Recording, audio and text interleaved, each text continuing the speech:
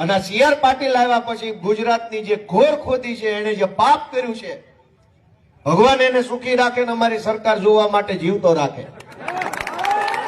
એને બતાવશું કે એને ગુજરાતમાં કેવડું મોટું પાપ કર્યું. આખા ગુજરાતની એપીએમસીઓને હલકામાં હલકા રાજકારણનો અખાડો બનાવવાનું કામ પાટીલે કર્યું છે. આની પહેલા આવું નહોતું. અનેક એપીએમસીમાં વહીવટ સારો હતો, થોડો ઘણું 19-20 હતું તો એ બેહીન ચર્ચા થઈ જતી.